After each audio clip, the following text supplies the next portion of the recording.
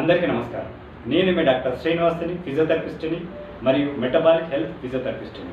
సాధారణంగా మనందరికీ ఒక అపోహ ఏమిటంటే లావుగా ఉన్న వాళ్ళందరికీ కొలెస్ట్రాల్ లెవెల్స్ ఎక్కువ ఉంటాయి అనుకుంటారు.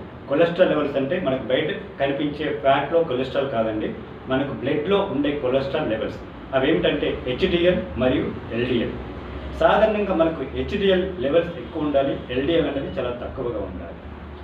ఇది బక్క వాళ్ళలో కూడా తక్కువ ఎక్కువ ఉండడానికి ఛాన్స్ ఎక్కువ ఉంటుంది. అందుకే ఇయర్లీ ఒకసారి మన లిపిడ్ ప్రొఫైల్ టెస్ట్ చేయించుకుంటే మనకు ఆ వాల్యూస్ తెలుస్తుందన్నమాట. మరి ఇంకొక అపోహ ఏమిటంటే కేవలం కొంతమంది ఎగ్గులో వైట్ పోర్షన్ మాత్రమే తింటారు, ఎల్లోని వదిలిస్తారు. ఎందుకంటే వాళ్ళకు కొలెస్ట్రాల్ లెవెల్ పెరుగుతుందని ఒక అపోహ. కానీ మీరు వైట్తో పాటు ఎల్లోని కూడా తినండి, ఎందుకంటే ఎల్లోలో మీకు మంచి విటమిన్స్ కూడా ఉంటాయి.